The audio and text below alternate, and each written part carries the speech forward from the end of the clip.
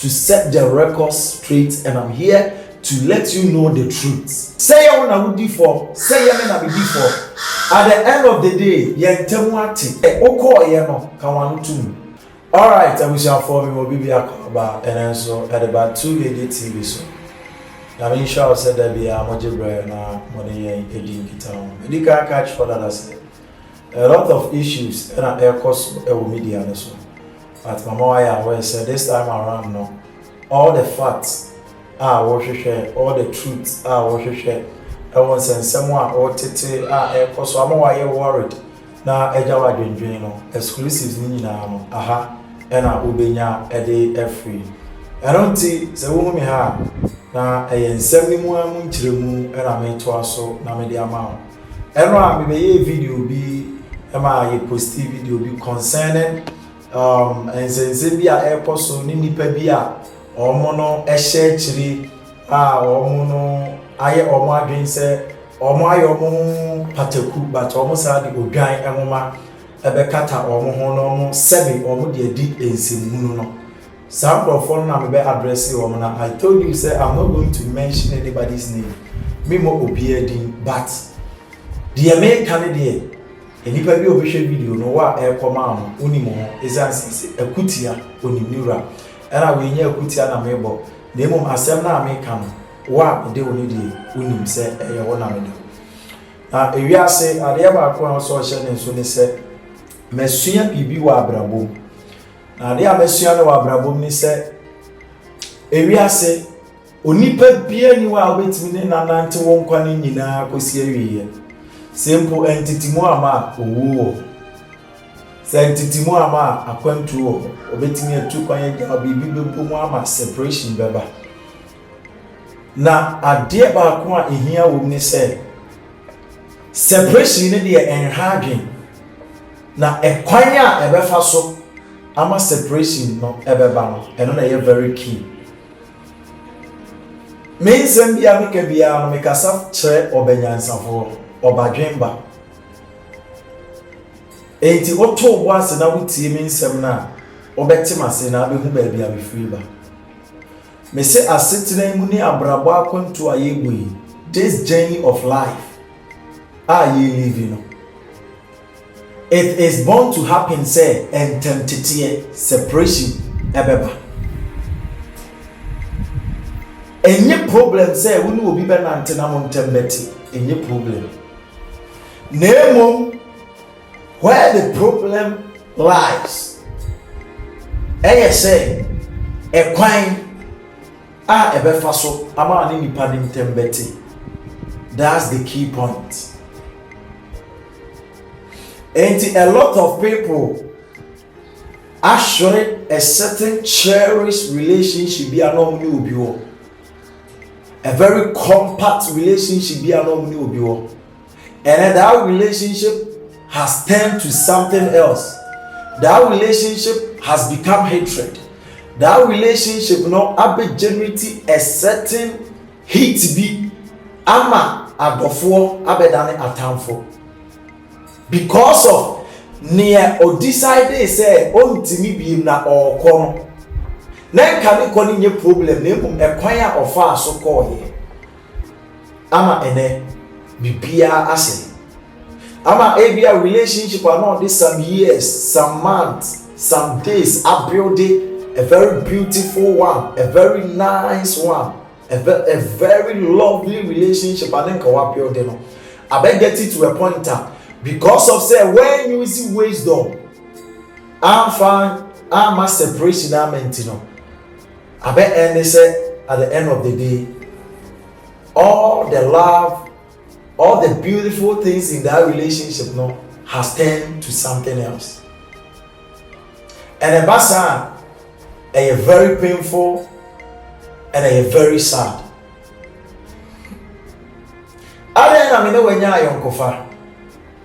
Now bedroom pempen so be said, "Mene wa yonko fa no untimi biem." Ana mene wa yonko fa no enigye ne odona ne wo mu susu se eni ho biem, eni 2 pese otwon. Nyansem ene obadwen ba fam ne de. Enke ya sundie so. Epo ebetimi aba se enipa na unfri ne nchen no.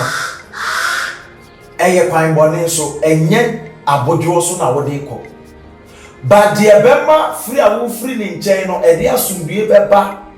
na ɛma ɛntoa so na ɛyɛ ɔtan ne sɛ wokɔɔyɛ no ka wano tum sɛ yɛ wo na wodi fɔ sɛ yɛ me na medi fɔ at the end of the day yɛntɛmu ate anamɔ na ne yɛtu no yɛntu saa anamɔ ne bi ayɔnkofa na ne yɛwɔ no saa ayɔnkofa ne ne wɔ bi but adeɛ baako abɛsua wɔ abrabɔ mu a ɛnɛ badwen ba bi a ɔtie mi nsɛm yi entie na ɔnhyɛ ne so ne sɛ onipa bi a ɔne obi ntam te na ɔtry sɛ da bia ɔbɛkyerɛ ne nsɛm mu aka ne nsɛm approve nipa sɛ ɔno deɛ ɛmfumsuo ni ne ho na emom enipa no a wafiri ne nkyɛn ɔne ne gyae nante no ɛna enyi nipa papa no sɛ nipa no hwɛ ne tutu mesɛ me bɛtena ha I'm not here to attack anybody. I'm not here to condemn anybody. I'm not here to justify ourselves, say yeah. But I'm here to set the record straight and I'm here to let you know the truth. Ade na ye nipa mienu ene ye nam ena ye ntemu ate. Obaako aka na no atumu a onkasa na ade na obaako de ye misa no kra na o kyere nsemu. Ade na obaako de ba bi obeduru bi opese enipa hu se ono de woye kona awakọ no mfumso bi ani ne ho na de wafiri ne nkyɛn mum ene enyi nipa papa. Why? Na me pa cho o kyere nsem ni mu na o kase enipa na wafiri ne nkyɛn no na enye onye nipa papa onye nipa boni ni we ntwiti ni yi. Me pa cho onye misa se watimi a kyerɛ se ana watimi aka ne ntia abedum pempenso a enipa nim timi ntwiti ni yi ana ayonkofa ye hyase ye na efe ayonkofa ye hyase na ye ni munyam na ye ni gie so na ye ntiase no ene odom no afei no wotimi kyerɛ ni ntia abedum pempenso a asundua no wo nipa ne nkyɛn wodo a no wo nipa ne nkyɛn no afiri wa na eno the question ba ko wo si ebisa ayefo kɔ ye wo na wo kyerɛ nsimu ba ye misa se mo a o kyerɛ nsɛm kyerɛ mo ne mo a o ka nsɛm ema o picture nipa na wafiri ne nkyɛn ne sɛ onye nipa papa ne so nipa abɔne ni bi ma wiase oye kohwini oye sansani na bra abɔnyɛ ne suba nyɛ enti nipa nyina nsi na bo ne nipa nyina ensi ne hu ɛsɛ sɛ de yeni no nya saa ma ɔte no me pa cho ne o kasa bebre no watimi aka ne ɔno nso ye ya na watimi aka ɔno nso sinto a kyerɛ wa na ame pa cho nti abrabo aye bo isabe enipa bɛn na onim nyansa na obi nya ne hwe obi nka no no sɔre ya osime de bekoka obi ba cho ye misa ye ho ya se kukuru ni jaya keka ni nso be jaya enti wasi obi keka obi keka na mpa cho ni kukuru na o ye mu misa ne se ono so jaya na betina ha bia me se me nsɛm a me ka no me kasa kyerɛ obadwemba na obadwemba a obenya so ama me nsɛm no ana bete me nsɛm ase abrabo we enye okasa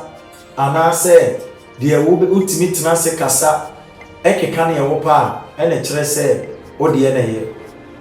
na emom no yensɛm a ye ka ne ye metena ha emedi obi atem ye metena ha me ye megu animu ase ena me review secret ena me ye Osei na emom ana ye pese ye meti fo ne ahwefo mu se ye nimi ye na ye tene ye ase abrabo esumfi nyansa ena sunu school nyansa ena abrabo yi wan hwe ya enipa ano ema sebe wadi nsimu no na so na wonim se wodi nsimu enti na ye man ayi wo mu ya bedru pempen so bi se mi bibia ba ye friend social media no so da se ni betena so na wotimi be kan nsem bi na onya followers na ma nipa hwe na afei no ekwa wo hu ne se eno ano ma eno ane abrabo saa no hu no se eno ane abrabo na ono nso ye obi but wi ase kai hu se onsem wabrabo wo ne ye usuban a wo da na di ewo media ne so no ekire enipa a wo ye eni suban a ekura Se woni mo ameka acho. Ewiase yesi obi kana ntumu a yebu no obanyansafo. Na emom okasa bibira yebu se oye obakwase. Eno nti se woni obi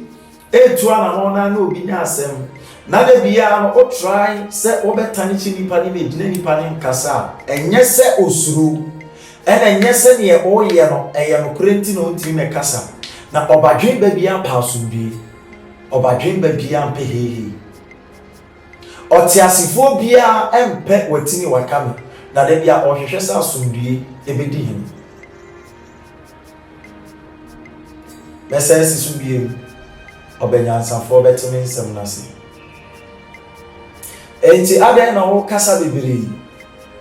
na afi ese obi abo pa ana pa ko ese e wo se me pekwan bia so na me de guni pa ni mu ase ensa abo ensa ema wo so abra na wo da fom ensa eso wonsa ema wonsa ko wa no etimi ma wonya ahode ensa ebre ni mogya ni ehye watade kata wadegya so ene de wose sansa ne nye sa ne wiasete enipa ni nkae na woni o kasa bibiri na me ka kiro se hwe onsem yi o kasa bibiri uguso a o kasa na hwe onsem yi because yesi ensuo wi etapo ntinani a oje wo era kwase ya wo wi na ba yintia so mprim era ma bimu be wi na nka wasem se o fa me ketepa so wa man fiu no eno ntere se anya me ya eye me ya pa na anso na jeje ho ena na ye me de e wo misisi ena kai ne hunu ni se kurebri katufo nim no na sa chachani botena mra ye bokontene kohwe enti mo wani na ho e wo ne wo ye na ewiase achechedie wo wi se o panimo da dodo a ye di nsu ebe frɛ mu ama ena abofra so se o paade kokwa mu a ye bete damna mahaban na ye de akire o kasao na akora na amu ye ni yodium wo woni mu abia de ma akora no uni mu abia de ma no na eye jese uye greedy na uye enibrefo enti no waji nyina ne se abedada enti no o penyansa kwan bi so na wo de abedi di akora ne ho de abia de wo channel e de apewusika nemo wo wonim no waji ne wakoma mu se wonim wa papa bi ade ma akora no na me ka kire o se hwe wo nkomodie yie because se upushini a me kan simbi eni kwan se me kan se upushini to the wall oba mama kan simbi eni kwan se me kan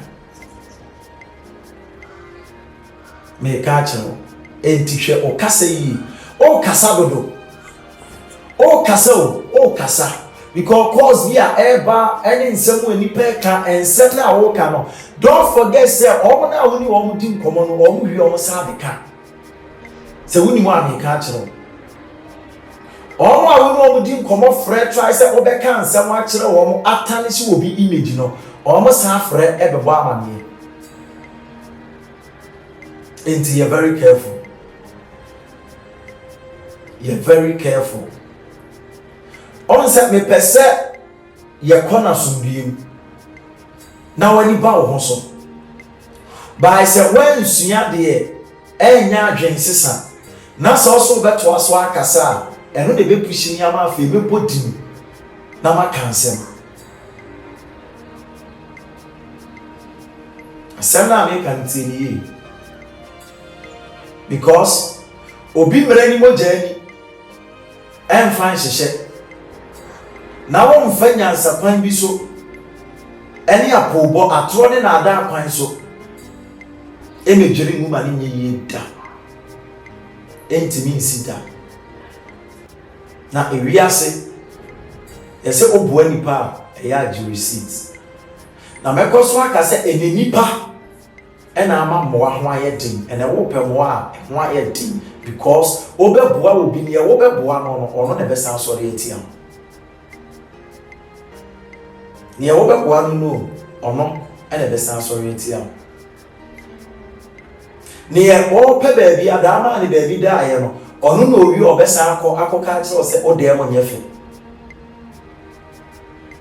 ne o pe aduane adi no ma ne bi di ye no ono na besa akoka kire se o ho kire wo kura wo ni aduane papa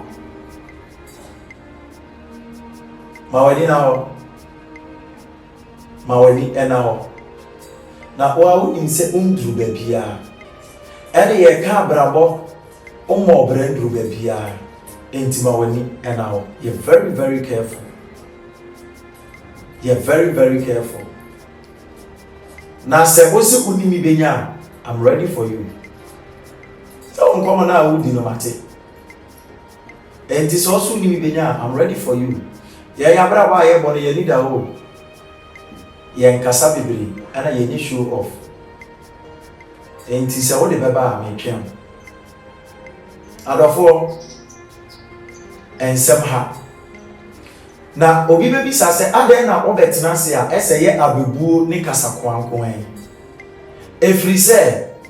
abrabo na aye bon yemfa watimi ne wakame enkosi hwe enti se be empanimfo kra kase se obi fum kumu a yemfumu ndwa enti abratia no wo fum akun patano nkyere se yemafum endwa eno ti na ye tunifo ka nyansasem se ne be ya na ni beba ne ho so na se ye chew pa bi mpo antempa no wabe pa chew na dia sumbia ba na se ante sa na so be koso na wo won se munu na asabe wadi no se onje mfum so ntum hu se wadi nsemunu na be ba homa so ne ahantanya dware o na watu aso akeka nsem e dia toro aka de enimu dia ene ye be wai ifunu nani na yahwe ne yawie no ne ho be kire dika aka cho se susu kasa na se onko obi afu ben kasa onko na yekweni o ensida ena akra kwan na ye nyina ye na mo aye koso me pa cho wodi kan kodru ya ne nkire se wona wadi kan. Life is like a road, overtaking is allowed. If you reach there before me, congratulations. At long last, I will also reach there. And what the kind of call to an end on where the bimo and it was. I will say I hate to edit TV. Because I can subscribe to the channel, like and share and leave your comments. And someone else no ask him. Na said, Mommy, Papa, mini abema, oh, TV on. You will feel sad for 2AJ production. You will feel sad for Mr. 2AJ. You will cry for him. And somehow, and said, yes, see, yeah. I don't want to go there. Because I can't. And yet, now, there be a mekase adofo a mo wo Mr. 2AJ number mon frère no na mon chechire ne re mon frère no na mon hye ni nkuna mon frère no na any support amode ma no mon fama no. The man is crying within. Osugu ni mu na odiyawo ewo nipa ho. Because somebody adwin mu fine akoma pa ebe ji nipa ni nipa be na ntene bi wie mi sei bi e ha bi te abusia mi di besia na ensem de e sei ni ewo mu bia no ebe pi na abraboyi Se unhu sani ya wobetoto nneɛma ewie pay. The name still remains Yesuba for short. Radin Shaw, Sawo Jebrenani Etinadebia. Hi to TV, subscribe, like, share, and leave your comments. May I see you. Bye bye.